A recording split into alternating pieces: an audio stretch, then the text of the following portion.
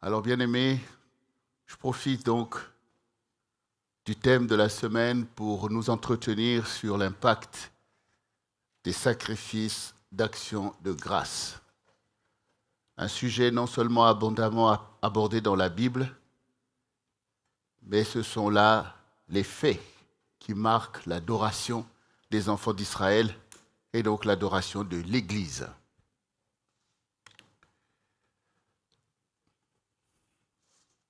Premièrement, nous pouvons nous intéresser au passage qui se trouve dans Proverbe 3, notamment le verset 9 et le verset 10. Et je vais lire « Honore l'Éternel avec tes biens et avec les prémices de tout ton revenu. Alors tes greniers seront remplis d'abondance et tes cuves regorgeront de mou. » Ce passage ici veut tout simplement nous montrer l'importance des choses que nous pouvons détenir, c'est-à-dire les biens, le résultat de notre travail. Ces choses non seulement peuvent honorer le Seigneur, mais elles doivent honorer le Seigneur.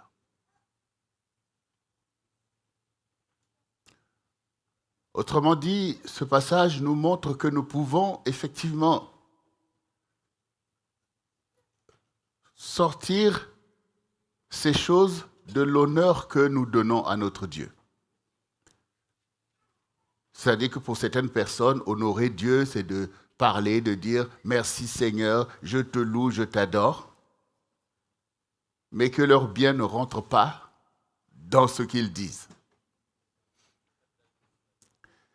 C'est ce que le Seigneur dit, « Ce peuple m'honore du bout des lèvres, son cœur est loin de moi. » Nous nous rappelons aussi que le Seigneur dit que là où est ton trésor, là est ton cœur.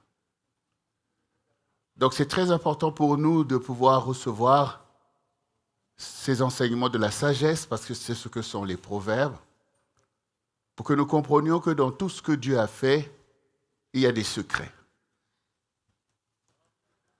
Le Seigneur est celui qui a fondé la terre et ses productions. Et nous voyons combien Dieu donne abondamment. Quand nous regardons l'univers, nous regardons la nature, nous regardons ce qui nous entoure, nous voyons que Dieu, au contraire, nous donne ses biens, parce que tout ce que la terre produit appartient au Seigneur. Donc quand tu récoltes quelque chose qui vient de la terre ou que tu reçoives un salaire, tu dois savoir que ça vient de Dieu. Alors, si Dieu nous bénit avec ses biens et avec abondance, et que Dieu prend plaisir en cela, alors donc nous comprenons ce verset. Si Dieu nous honore, nous aussi nous devons honorer Dieu. Parce que quand nous sommes des fidèles de Dieu, ça veut dire que nous le reconnaissons comme notre Créateur et notre Père. Et qu'est-ce qui sied à un enfant? C'est de ressembler à son Père. Donc si nous nous retrouvons dans la situation où nous avons besoin effectivement que Dieu nous aide à comprendre ces choses, parce qu'au quotidien, ce n'est pas ce qu'on fait, voilà.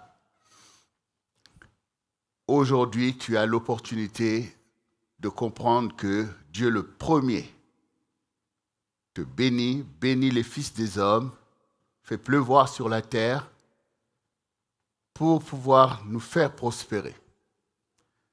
Et donc, ce n'est pas quelque chose qui doit être compliqué de réaliser que si nous sommes comme notre Dieu, nous devons donc comprendre l'importance d'honorer Dieu avec nos biens, parce qu'il peut y avoir effectivement un piège que l'ennemi peut tendre au sujet de biens.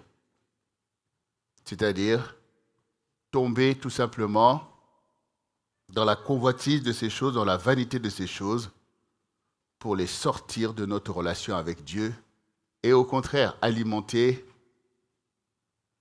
le royaume de l'ennemi de ton âme, c'est-à-dire Satan qui lui aussi veut au contraire faire commerce avec tous les biens qui sont sur la terre pour lui aussi promouvoir son royaume.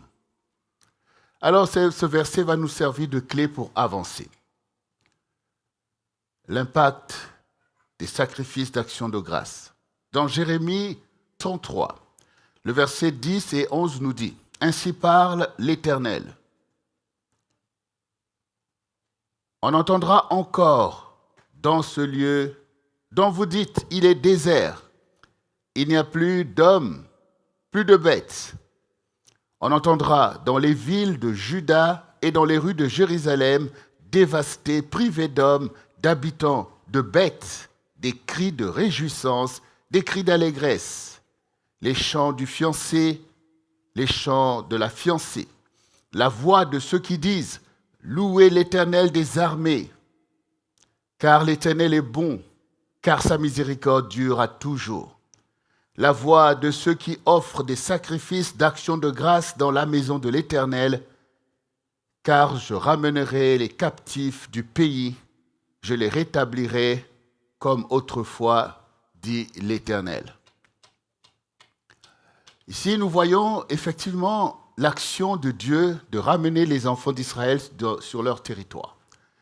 Ce territoire dont nous connaissons, le pays de Canaan, qu'ils ont conquis après 400 ans d'esclavage, où ils ont travaillé en vain, travaillé en tout cas pour le bénéfice de Pharaon et de son pays. Et ils se sont lamentés et Dieu s'est souvenu d'eux pour les sortir donc de l'Égypte et pour conquérir le pays de Canaan qu'il avait choisi et leur livrer l'héritage des peuples, des nations qui avaient eux-mêmes vécu sur ce territoire. Mais si maintenant le Seigneur parle de les ramener, ça veut dire qu'entre-temps, ils ont tout perdu. Ils ont perdu tous les biens et même le pays. Et ils se sont retrouvés déportés par-ci, par-là, et notamment ici, en Europe, en Occident, ce qu'on appelle le Septentrion. Et donc, c'est toute une histoire tragique qui s'est déroulée entre Dieu et son peuple, entre les bénédictions, et de se retrouver à nouveau dans une situation critique. Mais Dieu a toujours ses yeux sur ce territoire. Et Dieu a été encore en capacité de dire qu'il y aura des cris de joie ici, des réjouissances. Il y aura des chants de fiancés, des chants de la fiancée ici. Il y aura des louanges, des gens qui disent louer l'Éternel. Et il y aura de ceux qui offrent à l'Éternel des sacrifices d'action de grâce. Donc nous voyons que les sacrifices d'action de grâce font partie de la bénédiction. Pour Dieu, c'est la même chose. Font partie de l'allégresse du peuple de Dieu. Donc une reconnaissance au Seigneur qui délivre, qui guérit, qui ramène encore son peuple pour que son peuple puisse manifester la joie du Seigneur. Et ici au CRC, nous savons ce que veut dire la joie du Seigneur est notre force. Et donc nous comprenons qu'effectivement, Dieu qui ramène Israël sur ce territoire, c'est pour que Israël puisse vraiment se réjouir encore de la bénédiction du Seigneur et exprimer une louange vivante. Et cette louange, elle est vivante par le fait que nous chantons le Seigneur de tout notre cœur et nous appuyons notre déclaration par des sacrifices. Il est important de comprendre la dimension du sacrifice qui accompagne les adorateurs. Aucun adorateur de la Bible n'a adoré Dieu que par des paroles. Voyons au contraire Abraham bâtir un autel pour pouvoir sacrifier au Seigneur. Et toute l'histoire des enfants d'Israël est marquée par ce sacrifice qui a été même établi par Dieu lui-même par des lois pour offrir au Seigneur perpétuellement des sacrifices. Et le Seigneur Jésus lui-même aussi enseigne à l'Église de pouvoir apporter des sacrifices au Seigneur. Et lui qui se mettait à côté du trône pour voir comment les enfants d'Israël honoraient le Seigneur avec leurs biens, nous a aussi donné un modèle pour toujours honorer Dieu. Quand je disais tout à l'heure que comprendre le fait d'honorer le Seigneur avec nos biens. Et que cela était important parce que sinon, on peut se retrouver piégé par la réalité où nous sommes nous-mêmes non seulement avides des biens de ce monde et oublier que toutes ces choses sont là aussi pour honorer Dieu. C'est que nous le voyons bien quand Jésus lui-même a été tenté par le diable dans le désert. Le diable lui dit, regarde, ces royaumes et leurs biens et leur gloire, cela m'appartient. Adore-moi et je te donne ces choses. Donc on voit comment le Seigneur rejette toute proposition de Satan qui veut faire des biens, en fait, l'objet du détournement de la vraie adoration. Donc nous comprenons que c'est important pour nous de ne pas nous laisser piéger par le diable qui veut nous faire croire qu'à cause des biens, nous allons nous détourner de Dieu. Au contraire, nous ne devons pas tomber sous le pouvoir de mammon, c'est-à-dire la séduction des richesses. Dieu a créé ces choses pour nous. Ce n'est pas pour que nous puissions adorer ces choses. C'est pour que nous puissions adorer Dieu avec ces choses. Parce que la terre est au Seigneur et tout ce qu'il produit, ce qu'il renferme appartient au Seigneur. Mais Satan travaille à séduire au travers des richesses, à créer une vanité, à créer l'avarice et toutes sortes de choses, alors que Dieu veut au contraire des actions de grâce. Donc ici, nous voyons que le sacrifice est quelque chose d'important. Il n'y a pas de prière sans sacrifice. Parce que le mot adoration veut dire payer un tribut. On paye un tribut à Dieu. Sinon, c'est facile de parler, de dire des choses, d'exprimer des choses qu'on n'est pas capable de démontrer dans une dimension de sacrifice. Je pense que chacun de nous, quand on parle d'aimer, oui, ça fait plaisir d'entendre que quelqu'un dise « oui, je t'aime ». Mais ce mot devient vain quand au quotidien, on n'est pas capable de porter un sacrifice pour ce qu'on aime. Le Seigneur Jésus lui-même, il nous le dit. Il n'y a pas de plus grand amour que de donner sa vie pour ce que l'on aime. C'est-à-dire le sacrifice suprême, extrême. Il a été capable de le poser tout simplement pour nous exprimer son amour. Nous aussi, nous devons être comme le Seigneur qui est notre modèle. Honorer le Seigneur notre Dieu doit nous emmener à faire des sacrifices d'action de grâce.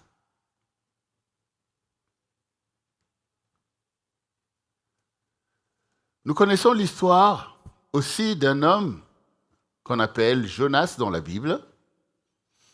Jonas, c'est, disons, cet évangéliste que le Seigneur a ordonné d'aller à Ninive, une ville bouillante avec plein de péchés, de vanité que Dieu avait décidé de détruire. Alors il a envoyé Jonas pour dire, va leur avertir, dans 40 jours, cette ville sera détruite. Et nous savons que Dieu est capable de le faire puisqu'il l'a fait avec Sodome et Gomorrhe. Alors Jonas, prenant peur d'une telle mission, a voulu s'enfuir loin de là où Dieu l'envoyait et loin de son Seigneur. Alors nous connaissons qu'il s'est retrouvé jeté dans la mer à cause des situations qu'il a créées quand il est rentré dans ce bateau où il voulait fuir. Le bateau risquait de couler. Alors ils ont dit, mais qui est-ce qui nous attire cette malédiction? Alors il a avoué que c'est moi en fait. Que si vous voulez vous en sortir, ben, jetez-moi dans la mer. Sinon, c'est la catastrophe.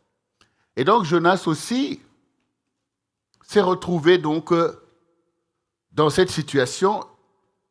Et regardez ce que Jonas dit ici dans Jonas 2, de versets 5 à 10. Les eaux m'ont couvert jusqu'à m'ôter la vie.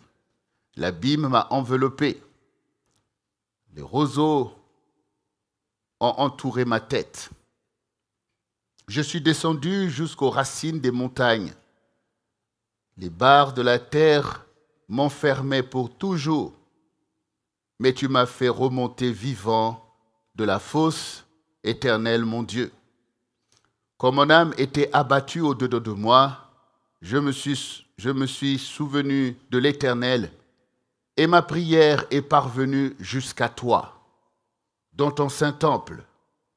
Ceux qui s'attachent à de vaines idoles éloignent de la miséricorde. Pour moi, je t'offrirai des sacrifices avec un cri d'action de grâce. J'accomplirai les vœux que je t'ai faits. Le salut vient de l'Éternel. L'Éternel parla au poisson, et le poisson vomit Jonas sur la terre. Même Jonas, dans le ventre du poisson, s'est souvenu dans sa détresse que Dieu écoute, que Dieu est prêt à agir, que ce que Dieu cherche, c'est cette alliance, cette obéissance envers Dieu. Et dans la prière de Jonas ici, il mentionne que je t'offrirai des sacrifices avec des cris d'action de grâce. Et nous voyons que Dieu, effectivement, agrée la prière de Jonas pour le ramener sur la terre des vivants. Et donc Jonas, ici, veut nous encourager, nous aussi, dans nos réalités, dans nos détresses, dans nos difficultés. Il ne faut pas oublier que notre Dieu est digne de toute louange, qu'il est digne de nos actions de grâce. Et Jonas fait le vœu que moi je t'offrirai des sacrifices, des cris d'action de grâce. Et nous savons que Jonas finalement est allé accomplir cette mission pour déclarer à la ville de Ninive la destruction imminente à cause de ses péchés. Et à cette prédication, finalement, quelque chose s'est passé dans cette grande ville. Les gens ont pris conscience de leur état de péché. Au lieu d'honorer Dieu, ils sont dans la vanité, dans l'impureté et toutes sortes de choses. Ils ont été touchés par cette prédication. Jonas n'attendait pas autant. Pour lui, il avait fui en sachant que les gens sont rebelles. Ils n'écouteront pas Dieu. Mais il a été surpris de voir que ce peuple a été touché et s'est mis en jeûne. Ils se sont mis en jeûne. Le roi même a pris un décret que tout le monde en jeûne, y compris même les animaux. Donc les animaux ne comprenaient pas pourquoi, mais c'est quoi ce truc? Mais en tout cas, le roi avait pris la mesure de la menace qui pesait sur eux. Et finalement, Dieu n'a pas détruit la ville. Et Jonas, un peu dépassé et même en colère, parce qu'effectivement c'était un prophète, et que dans la Bible il était dit c'est à l'accomplissement de ce que déclare un prophète qu'on reconnaîtra s'il est un prophète de Dieu. Donc il pouvait se sentir lui-même menacé. Mais le Seigneur lui a au contraire montré que cette grande ville, avec autant d'hommes et des animaux, le désir de Dieu, c'est d'avoir compassion. Mais ce qui est important ici, c'est de déclencher les processus, de déclencher les choses que Dieu a déjà établies. quand il manque de l'eau. Et quand nous voulons qu'il pleuve, c'est parce que nous savons que Dieu lui-même a créé le processus de la pluie. Donc il y a beaucoup de choses. Dieu, il a dit tout est accompli, il a déjà tout fait en fait. Et il nous donne la sagesse et l'intelligence, il nous donne sa parole. C'est pour que nous soyons en capacité d'aller déclencher toutes ces choses que nous avons besoin. Et dans ce passage que nous venons de voir, le fait pour cette ville, le roi et tout le monde de jeûner démontre que nous ne pouvons pas nous attacher à la séduction des choses qui existent parce que, vous voyez cette ville bruyante où les gens, ils étaient là dans la jouissance, ils mangent et tout d'un coup, on met tout ça de côté. Voilà. Et pourtant, il y a la nourriture, mais tu ne veux pas manger, tu te tiens devant Dieu. Là aussi, c'est un acte fort pour nous montrer que nous ne sommes pas là pour être sous la séduction de ces choses. Nous les utilisons, mais ces choses ne peuvent pas rivaliser avec Dieu, avec notre relation, avec le Seigneur. Et c'est ce que le Seigneur Jésus dit, l'homme ne vivra pas de pain seulement, mais de toute parole qui sort de la bouche de Dieu. Autrement dit, la parole de Dieu est plus que le pain, les choses que tu penses que tu as besoin. Tu as plus besoin de la parole de Dieu. Et Jonas aussi ici nous démontre, il a cru bon de fuir la parole de Dieu. Et la parole de Dieu l'a rattrapé. Il s'est retrouvé dans cette situation. Et lui-même, venant maintenant parler à ce peuple rebelle, il voit que la parole de Dieu avait le pouvoir de les toucher et de pouvoir délivrer ce peuple finalement de l'étau des convoitises dans lesquelles leur vie était plongée pour honorer le Seigneur. Et donc ce qui est important ici, c'est honorer le Seigneur. Toute notre être, notre vie doit honorer le Seigneur. Et donc tout y passe dans cet honneur, dans cette louange, c'est de reconnaître que le Seigneur est celui qui a créé toutes choses et qui nous a nous-mêmes formés et que rien ne peut s'interposer entre nous et notre adoration avec Dieu. Or, tout ce qui nous accapare, nous attire et crée une idole est un danger pour notre relation avec Dieu. Alors, pour éviter de tomber dans ces choses, nous soumettons toutes choses au Seigneur notre Dieu, pour lui obéir, parce que ces choses servent aussi à faire avancer le royaume de Dieu sur la terre. Donc la parole, ici, est tout à fait capable de délivrer l'homme de la manipulation de l'ennemi, délivrer de la convoitise de la chair, de la convoitise des yeux, de l'orgueil de la vie, pour honorer le Seigneur qui est digne que notre cœur se tourne vers lui. Alors pour nous, il faut savoir que ce que Dieu cherche, c'est une relation avec nous, une relation vraie et sincère. Donc, quand nous apportons des sacrifices d'action de grâce au Seigneur, quand nous apportons nos offrandes, il nous faut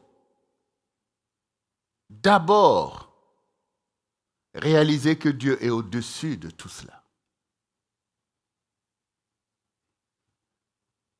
Parce que nous pouvons aussi maintenant commencer à faire des sacrifices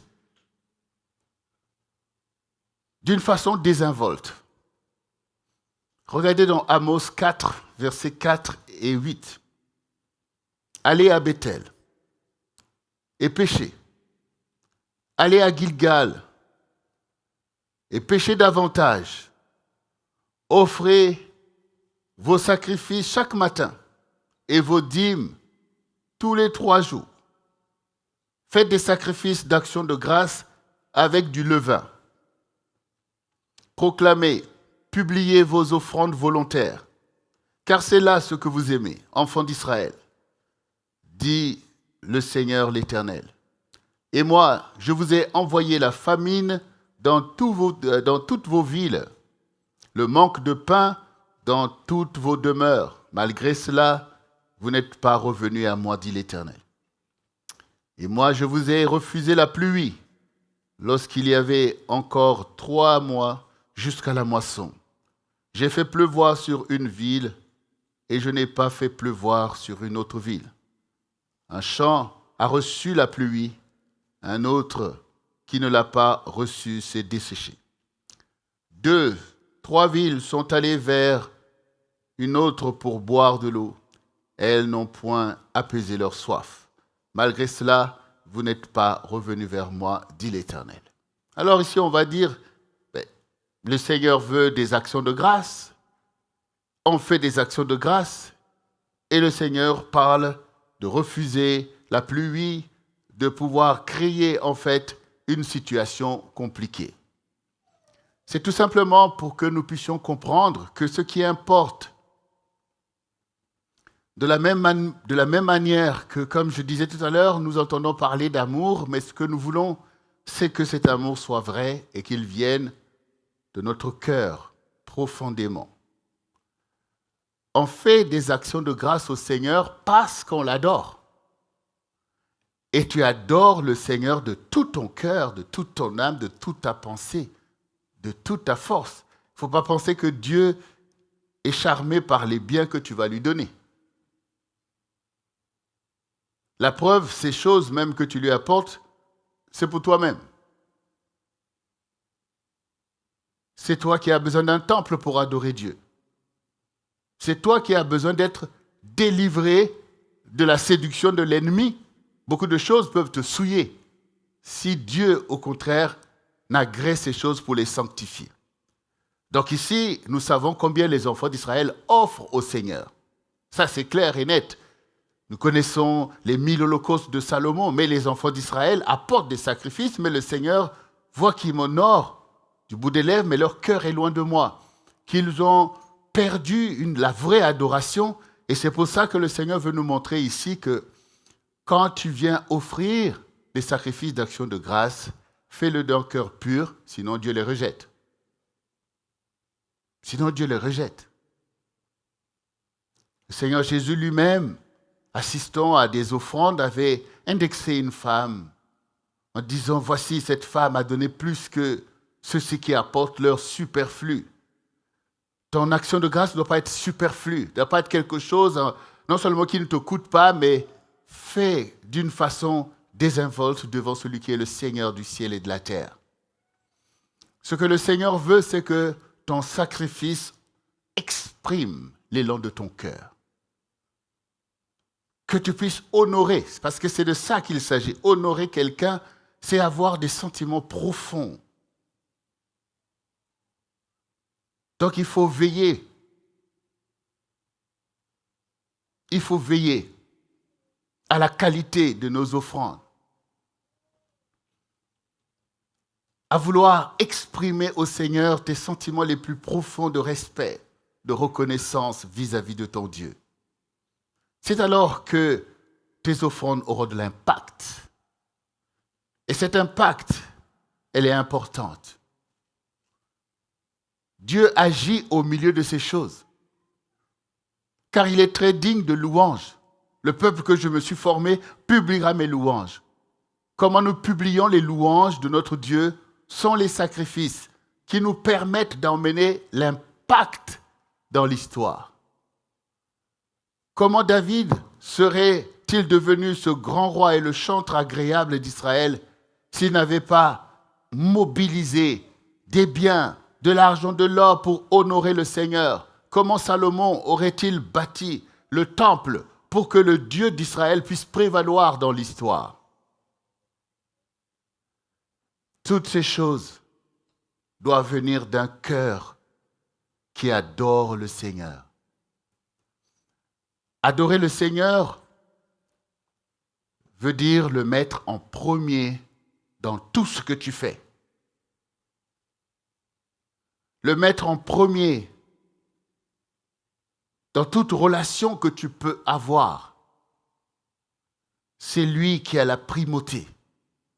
Adorer le Seigneur veut dire qu'il obtient de toi ce qu'il veut.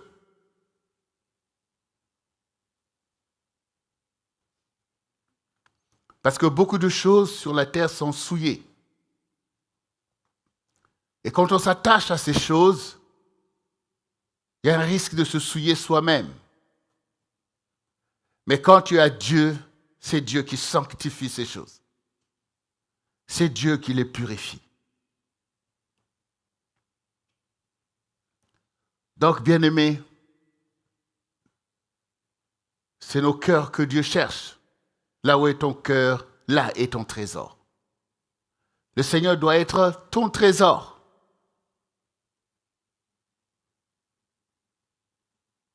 Et l'exemple, c'est bien sûr David, qui nous enseigne à aimer le Seigneur et à lui offrir des sacrifices qu'il agrée et qui sont une gloire pour le Seigneur sur la terre. 1 Chronique 29, versets 10 à 15 nous dit « David bénit l'Éternel en présence de toute l'assemblée. Il dit « Béni sois-tu, d'éternité en éternité, Éternel, Dieu de notre Père Israël.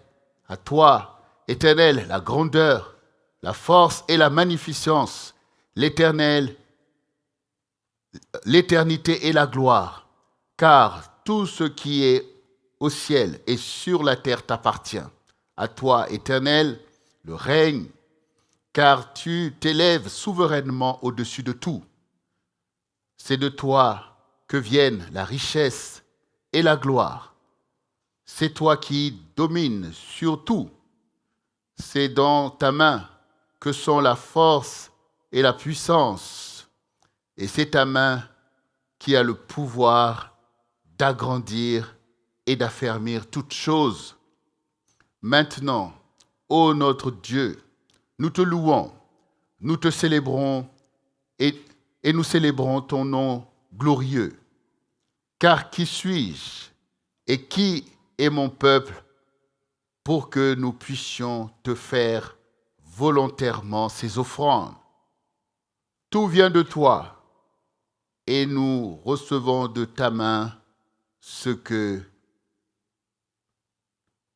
nous t'offrons. Nous sommes devant toi des étrangers et des habitants. Comme tous nos pères, nos jours sur la terre sont comme l'ombre et il n'y a point d'espérance. David, effectivement, c'est l'exemple véritablement de l'adorateur de notre Dieu. C'est l'homme selon le cœur de Dieu. Mais ce qui importe pour le Seigneur aujourd'hui, c'est que David, c'est toi en fait. C'est toi au milieu de cette génération pour glorifier le Seigneur. Et de la même manière que nous voyons dans ce monde des gens qui ont des moyens, qui font des choses, créent des idoles de toutes sortes, Dieu veut voir où est la louange qui est due à mon nom. Où est mon peuple zélé pour démontrer à sa génération, comme David, que notre Dieu, notre Seigneur Jésus est le plus grand, qu'il est le seul vrai Dieu et qu'il est digne de toute louange et de toute adoration. Donc il est important pour nous de pouvoir saisir des trésors cachés, des richesses enfouies pour honorer notre Seigneur, afin que tous ceux qui nous entourent puissent voir combien notre Dieu est digne de dévotion. Alors, bien-aimé, pour toi qui es là au CRC, sache que les sacrifices d'action de grâce ont un impact important dans l'adoration. Un impact important aussi dans l'histoire. La Bible nous dit que là où le péché a abondé, la grâce a surabondé. Nous sommes là pour faire surabonder la grâce du Seigneur au milieu de notre génération. Nous sommes là pour pouvoir renverser effectivement le péché. Quel péché sinon la convoitise de la chair, la convoitise des yeux et l'orgueil de la vie. Tous les péchés sont attachés à ces trois catégories. Comment nous pouvons donc servir Dieu dans notre génération si nous ne sommes pas capables de démontrer que les choses qui sont leurs idoles ne sont que vanité? L'or, l'argent et toutes ces choses que les gens adorent, nous les consacrons pour servir le Seigneur, pour les dépouiller de toute puissance, de toute vanité. Ce ne sont que des choses que Dieu a fait lui-même pour que nous puissions le glorifier. C'est important pour nous d'atteindre ce niveau d'impact, consacrer les choses au Seigneur. C'est l'ordre que les enfants d'Israël avaient reçu, de pouvoir conquérir la terre promise, c'est-à-dire le pays de Canaan, et consacrer cette terre au Seigneur avec tous ses biens.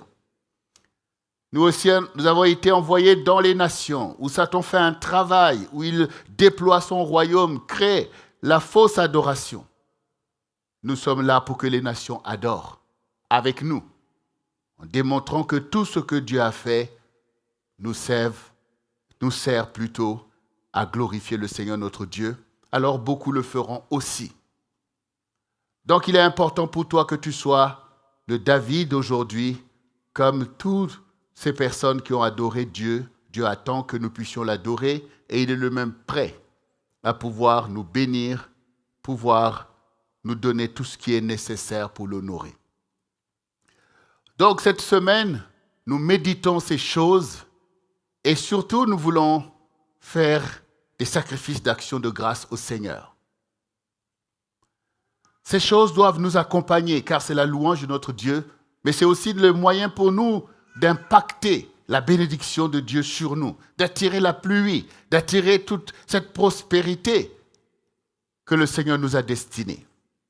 Le Seigneur Jésus a dit lui-même, « Je donne ma vie pour mes brebis.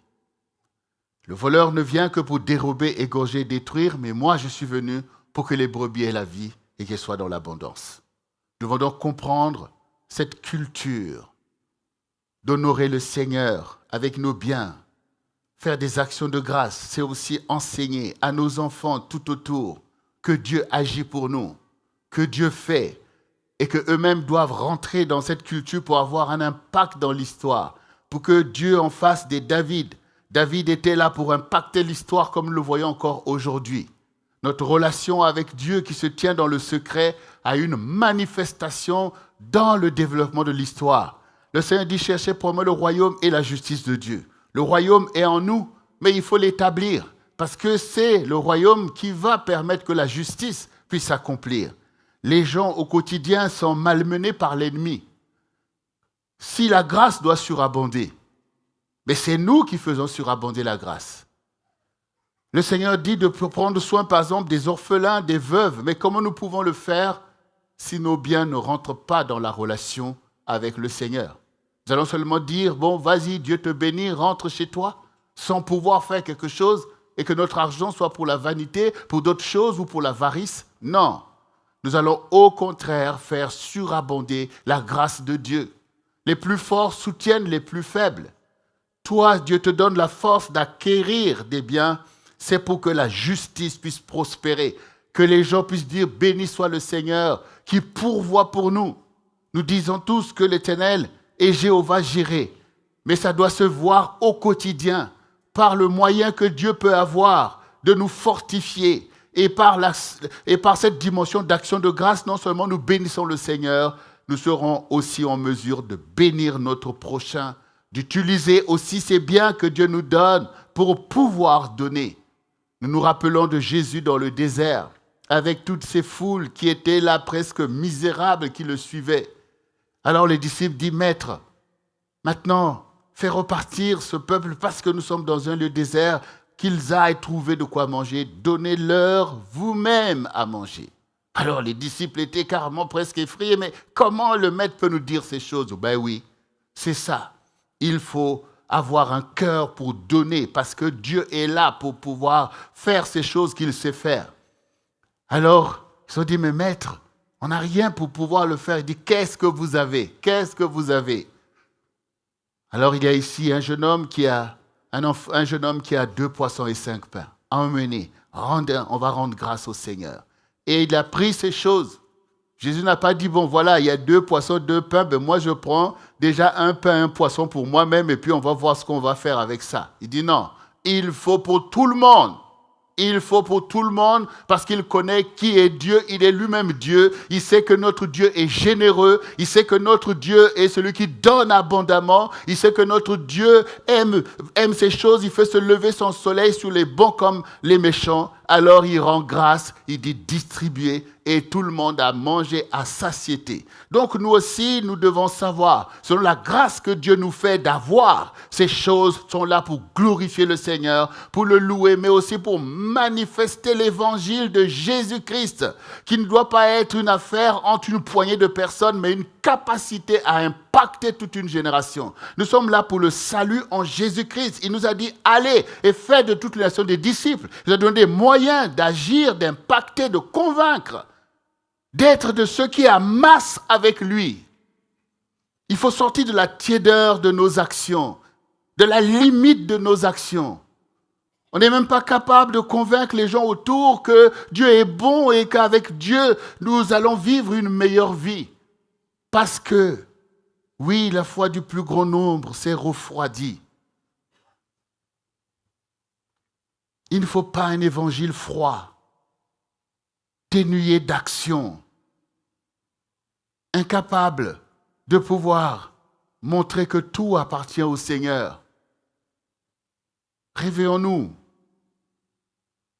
Réveillons-nous. Rentrons dans la vraie adoration. Loue le Seigneur avec ce qu'il fait, d'autres ont besoin de l'entendre. Faisons comme les enfants d'Israël. Jésus veut nous enseigner ces choses et avec un cœur dévoué au Seigneur. Il faut lui rendre le fruit. Et c'est ce que le Seigneur disait aux enfants d'Israël. Parce que vous n'avez pas voulu rendre le fruit à Dieu, alors Dieu se trouvera un autre peuple qui rendra le fruit. C'est-à-dire de dire au Seigneur, comme on a entendu avec David, c'est toi-même qui as fait ces choses, c'est pour toi Seigneur. Sois honoré Seigneur, reçois de nos mains ces choses. C'est peu de choses Seigneur, mais c'est pour toi Seigneur. C'est de tout mon cœur, chacun de nous quand nous recevons un cadeau que quelqu'un fait, quand nous voyons quelqu'un qui est toujours là pour nous, ça nous fait plaisir. Et nous aussi on est là pour combler le cœur du Seigneur qui a tout donné pour nous. Et le Seigneur désire que son Église soit riche d'actions de grâce. David parle des dons volontaires. Des dons volontaires. Quand nous faisons ces choses, je peux vous dire que Satan, il est KO. Il est honteux, il est confus. Parce que nous comprenons que la terre appartient à notre Seigneur. Tout ce qui lui appartient, tout ce que la terre renferme lui appartient. Et sachez que dans les choses que Dieu a fait, notamment l'or, l'argent, ces métaux font partie de la gloire de Dieu. Et c'est pour ça que Satan a besoin de détourner ces choses pour se donner l'illusion qu'il est Dieu. Et beaucoup font commerce avec lui. C'est quand même souvent terrible de voir que les impies sacrifient des milliards au diable pour financer le péché, les meurtres et toutes sortes de choses. Et nous, on ne comprend pas toujours le secret de ces choses. Bien sûr, le Seigneur veut que nous soyons sages. Mais la sagesse, c'est de comprendre que ces choses sont importantes pour servir le Seigneur, pour bénir les âmes, pour établir aussi le règne de Christ en marquant l'histoire par toutes les choses que Dieu nous demande, comme Salomon l'a fait.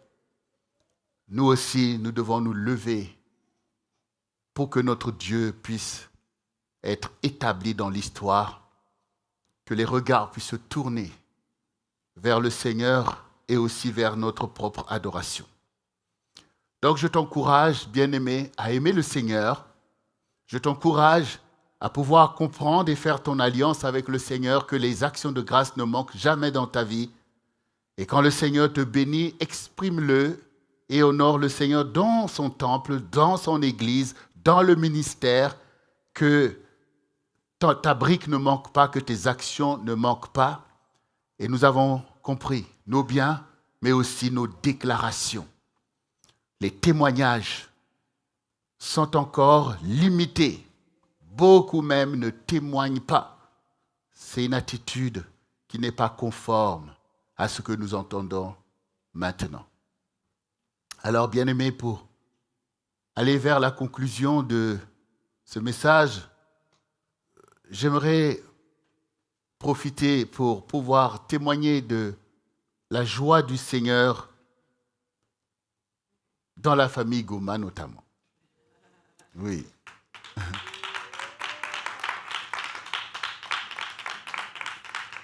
Comme ma petite sœur n'est pas là pour pouvoir témoigner, je peux lui prêter ma voix pour apporter le témoignage et des actions de grâce dont notre Dieu est digne. Hier donc, c'était le mariage de Suzanne, notre petite sœur, notamment la bénédiction nuptiale, puisque le mariage civil a eu lieu le jeudi dernier. Et comme j'expliquais, c'est vrai que nos parents, il y a très longtemps, se sont mariés, avaient établi cette bénédiction dans notre famille. Mais dans le cours de l'histoire, on a bien vu que ces choses, à un moment donné, se sont retrouvées un peu compliquées, notamment pour nos sœurs. Et donc, ça a été un vrai combat pour elles de prier, et le Seigneur ayant montré notamment à Pasteur Jocelyne combien leur robe de mariage était comme enterrée quelque part. Il s'y passe des choses. Mais nous voyons qu'avec persévérance, Dieu a accompli de grandes choses pour, effectivement, ma petite sœur qui est venue parmi nous et qui s'est mariée. Et je disais que c'était un coup de force parce qu'on n'a jamais vu un mariage presque en 3 mois.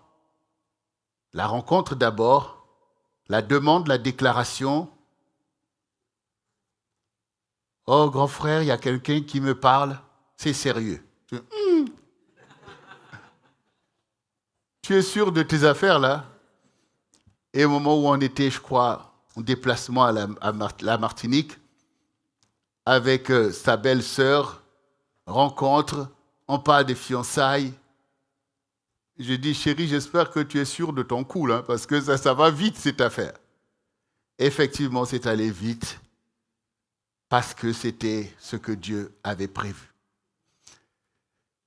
Et donc, Georges, son mari aujourd'hui, a décidé de pouvoir l'épouser le jour de son anniversaire, c'est-à-dire le 27, anniversaire plus mariage.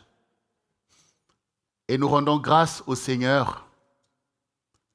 Elle avait même invité tout le monde là-bas au Congo, y compris notre maman qui a aujourd'hui 94 ans. Mais vous savez, avoir les visas, c'est toujours compliqué. Et du coup, celle qui a pu venir, c'est donc notre petite sœur qui s'appelle Marianne. C'est-à-dire aujourd'hui, elle est l'aînée des filles, puisque notre grande sœur était déjà repartie vers le Seigneur, mais elle est l'aînée des filles. Après, il y a Edith, et après, il y a Suzanne, la toute dernière. Alors, ce qui s'est passé, c'est qu'il y a eu beaucoup de challenges et de combats. Notre petite sœur Marianne est arrivée. Elle est arrivée donc le mercredi, parce qu'il y avait le mariage civil le jeudi.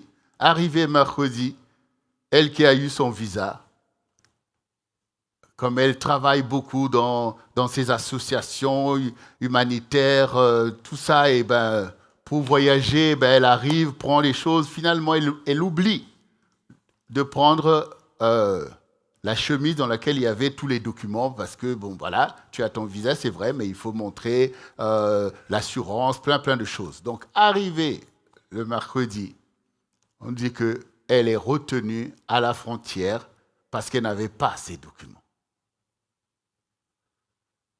Et donc, le temps qu'elle demande qu'on scanne les documents pour envoyer, quand elle me dit ça un peu en fin de matinée, je dis, bon, mais finalement, voilà, ça va se passer, ils vont te libérer, enfin, il n'y a pas de problème, en fait. Maintenant, on l'appelle, on n'arrive pas à la voir. Je dis, mais c'est suspect, cette affaire. Finalement, je me déporte à l'aéroport. Elle me dit, mais voilà, elle n'est plus ici, elle est maintenant au centre d'attente et tout ça. Vous voyez, des gens qui viennent, parfois, ils ont des situations pas de visa, alors on les envoie là-bas, soit pour les expulser ou pour les incarcérer, ou je ne sais pas. Donc ça commence par là. Et quand j'arrive là-bas, oui, elle est ici, mais il faut attendre les procédures, parce qu'elle doit voir le juge, et les juges, c'est tous les 4 jours. Mais non, mais le mariage, c'est demain, là. Mais attendez, elle a tous ces peuples, c'est quoi le problème? Mais oui, mais c'est des procédures et tout. Donc la pauvre, elle s'est retrouvée finalement là-bas, donc le mercredi, le jeudi. On a dû faire le mariage civil sans elle. Et on a continué, on a envoyé tous les papiers. Alors finalement, elle est sortie finalement le jeudi à 18h. On est allé la chercher. Et quand je vois ma petite sœur, alors comment ça va et tout, elle m'explique maintenant ce qui s'est passé. Elle explique. Elle dit non, elle était bien traitée. Il y a des chambres là-bas. Elle était bien dans sa chambre et tout. Mais elle était quand même découragée de se dire, mais attendez, je me suis battue pour venir et maintenant, on va me garder ici. Alors, maintenant, là où je fais ce témoignage, c'est pour vous montrer combien le Seigneur est vraiment fidèle. Parce que je priais pour dire, bon, Seigneur, sois avec ta servante, parce que je sais que ça peut être vraiment très décourageant de se retrouver dans des situations. D'ailleurs, toute la famille était bousculée. Alors, quand elle me raconte ce qui s'est passé, bon, comment elle a vécu les choses de son côté. Elle était d'abord désolée de causer une situation alors que la famille veut se réjouir. Mais le Seigneur était avec elle. La première des choses, elle voit un policier qui la voit, qui vient le voir. Tu aimes le Seigneur? Il dit, oui, je l'aime de tout mon cœur. Et puis alors, il commence à échanger avec elle. Après, elle lui explique, commence à échanger que oui, j'ai mon frère qui est pasteur, tout ça. D'ailleurs, elle lui dit que toi, tu es pasteur, toi. Et effectivement, elle est pasteur. Après, la personne revient, commence à lui parler de la parole de Dieu.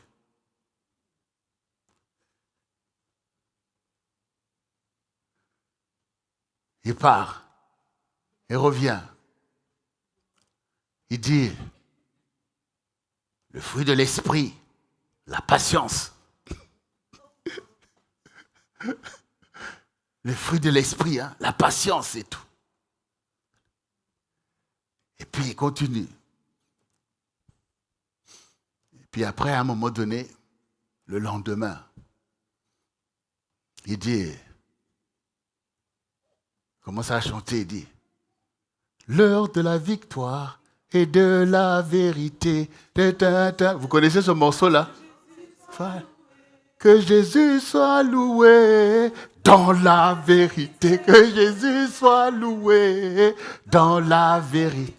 Alors, quand elle me dit ça, je dis, bon, ce policier-là, c'est forcément un noir. Il dit, non, c'était pas un noir, c'est un caucasien. Oh, mais vous dites, ah, vraiment. Donc, et il commence à prier pour elle, il commence à prier, il lit des psaumes, ils ont commencé à prier. Mais trouvez ça bizarre parce que, comme si Dieu avait véritablement, en fait, destiné cette personne à l'encourager, à être avec elle pour qu'elle ne puisse pas se décourager. Et je ne sais pas où est-ce qu'il a appris là, ces chants-là et tout un tas de choses et tout. Je trouvais curieux que le gars, les autres là, ils étaient là, pourtant il y avait beaucoup de monde. Mais Dieu avait positionné cette personne pour lui faire savoir que c'est moi qui t'ai emmené ici, ne t'inquiète pas. Le fruit de l'esprit. Et on a vraiment béni le Seigneur puisqu'elle a pu être là finalement pour la bénédiction nuptiale. Donc c'est une grande joie. Et je bénis le Seigneur pour sa bonté et sa fidélité, qui se souvient des siens, des bénédictions qu'il a mis dans la famille, qui peuvent être en difficulté à un moment donné. Mais quand nous gardons la patience, Dieu est celui qui restaure. Dieu est celui qui agit. Et je voulais vraiment ainsi bénir le Seigneur. Nous savons que pour toute la famille Goma, pour tous ceux qui prient encore, et c'est une grande famille, mon épouse et moi, hier on en parlait, c'est la remontada pour toutes ces grâces et toutes ces bénédictions. Et non seulement sur la famille Goma, mais cela se répand sur tout le CRC international. La remontada du peuple de Dieu.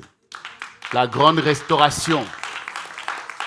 Dieu va faire ces choses, c'est son désir de mettre le comble à ses bénédictions pour son peuple. Que le Seigneur soit béni et glorifié.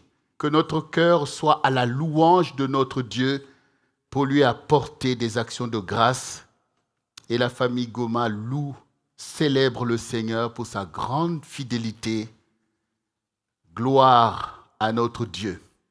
Je t'encourage aussi à bénir le Seigneur pour sa fidélité. C'est vrai que ma petite sœur elle-même aurait été là pour pouvoir dire ce témoignage tellement que c'était étonnant. Donc mais je ne sais pas si elle va repartir le 9. Je ne sais pas s'il y aura un dimanche où elle pourra avoir l'occasion de témoigner elle-même. Vous allez voir combien c'était totalement étonnant. Bon, j'espère que ce policier, je vais le voir un de ces jours. Apparemment, ils ont échangé les coordonnées. L'heure de la victoire et de la vérité a sonné dans mon cœur. Que Jésus soit loué. Que Jésus soit loué dans la... C'est ce que faisait le policier. Non mais frère, quelle histoire. Quelle histoire. Voilà, c'est pour vous montrer que Dieu veut nous bénir, il aime le mariage et il va faire des grandes choses pour nous. Et comme je disais, bon, Suzanne s'est mariée, allez, la suite. Ça doit défiler là maintenant même. Ça doit défiler, c'est la grande restauration. Donc toi qui m'écoutes, réjouis-toi et ouvre ton cœur, loue le Seigneur d'avance. Dieu est en train de faire des grandes choses et c'est pour nous qu'il va le faire, pour que la joie du Seigneur soit notre force. Béni soit le Seigneur. Alors, bien-aimés, nous allons nous mettre debout devant le Seigneur qui est là pour pouvoir mettre ces choses en nous. Et Dieu nous donnera la force d'apporter des actions de grâce à notre Dieu. Nous qui sommes au centre du réveil chrétien, c'est notre alliance avec le Seigneur. Le peuple que je me suis formé publiera mes louanges. Et dans ce lieu, nous allons publier les louanges du Seigneur. Donc, nous apportons des actions de grâce ici pour honorer le Seigneur, afin que ce lieu soit le lieu où le Seigneur se lève pour visiter cette génération. Alors, répète après moi, bien-aimé. Seigneur Jésus, je te rends grâce, toi qui es l'Éternel des armées, digne de ma louange, digne de mes sacrifices d'action de grâce, car tout est à toi, Seigneur. Toi qui m'as donné la vie pour que je puisse voir ta gloire et que je puisse t'honorer. Aujourd'hui, Seigneur, je fais alliance avec toi, Seigneur, pour t'apporter l'adoration dont tu es digne. Que rien dans ce monde ne puisse me détourner de l'adoration que je t'apporte. Moi et ma maison, nous servirons l'Éternel. Moi et ma maison, nous apporterons au Seigneur nos sacrifices d'action de grâce pour t'honorer, toi le seul vrai Dieu. Merci Seigneur éternel, car toi seul, Seigneur, est celui qui me fait prospérer à tous égards, afin que j'aie la joie, Seigneur, de t'honorer et de bénir mon prochain, de bâtir ton temple, Seigneur. C'est là mon désir, car tu es digne de ma louange et de mon adoration. Reçois, Seigneur, de tout mon cœur, Seigneur éternel, cette louange et cette adoration. Que des actions de grâce, que des dons volontaires, Seigneur, soient l'expression de notre louange et de notre adoration au milieu de notre génération, afin que cette génération voie que la terre est à toi et tout ce qu'elle renferme t'appartient. C'est pourquoi je renverse toutes les velléités de Satan qui veut détourner mon adoration. Mais c'est à toi seul que je destine toutes ces choses, car toi seul tu es Dieu. Merci Seigneur pour mon cœur rempli de reconnaissance et d'action de grâce au Seigneur. Au nom de Jésus-Christ, lève tes mains et reçois cette prière. Père de gloire, c'est toi qui as établi, Seigneur, ton alliance avec Abraham, le père des croyants. Et cette alliance s'est poursuivie avec les enfants d'Israël de génération en génération pour pouvoir témoigner, Seigneur éternel, que toi seul es digne de toute dévotion, de toute louange et de toute adoration véritable, éternel Dieu. Que des actions de grâce éternelle et des sacrifices d'action de grâce de ton peuple, que les prémices de nos revenus, Seigneur, soient un parfum de bonne odeur devant toi. Aujourd'hui, Seigneur, nous le sang du réveil chrétien, nous l'Église du Seigneur, que tu as envoyé dans les nations pour être la lumière du monde et le sel de la terre, nous voulons t'honorer, toi le seul vrai Dieu, Seigneur. Oui, Père éternel, pour offrir notre sacrifice, afin qu'il ne manque de rien dans ta maison, Seigneur. Oui, Seigneur, purifie nos cœurs maintenant même, afin, Seigneur éternel, qu'aucune, ô Seigneur éternel, ô Dieu, ô Père éternel, qu'aucune idolâtrie ne puisse nous accaparer, Seigneur, que l'ennemi ne puisse faire, Seigneur éternel, une quelconque brèche, mais au contraire que nous puissions bâtir une muraille d'adoration, un temple de gloire pour notre Dieu. Tu es l'Éternel, ô Dieu, qui nous fait prospérer à tous égards, afin que les libations ne manquent pas dans ta maison, que les sacrifices ne manquent pas sur ton autel, Seigneur, dans nos vies, dans nos maisons, et au milieu de la Sainte Assemblée, Seigneur éternel. Que nos dons volontaires, Seigneur éternel, ô Dieu, soient véritablement le signe de notre engagement, Seigneur, à relever, Seigneur éternel, ô Dieu, ton adoration au milieu de notre génération. Merci Seigneur éternel, ô Dieu, d'agréer. Merci Seigneur éternel, de visiter et de donner à chacun la joie, Seigneur éternel, comme David, comme Salomon, d'apporter ces 1000 holocaustes, Seigneur éternel, devant toi. Seigneur, reçois de nos mains, Seigneur, ce que nous t'apportons, Seigneur éternel, de tout notre cœur, éternel, ô Dieu, et que cela te soit agréable.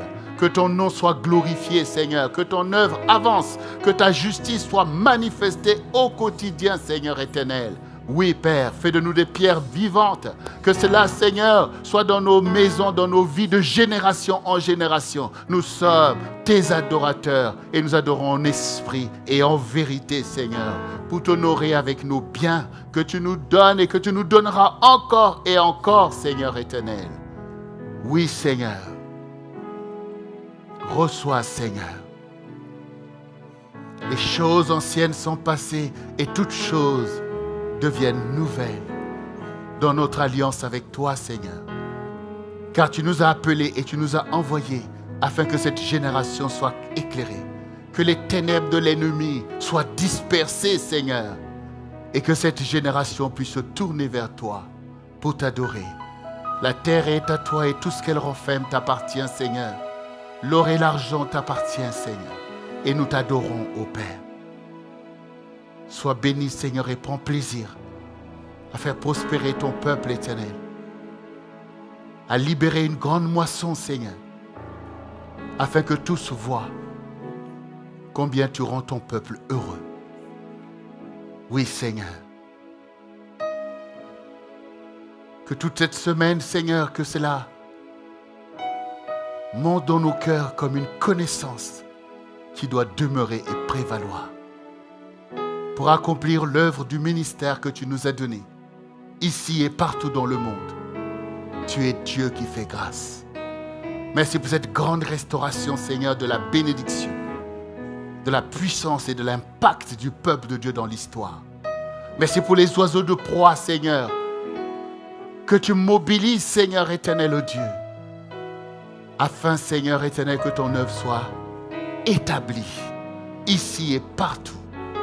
Nous le déclarons maintenant même et cela est accompli. Gloire, honneur à notre Dieu. Dans le nom de Jésus, nous avons prié.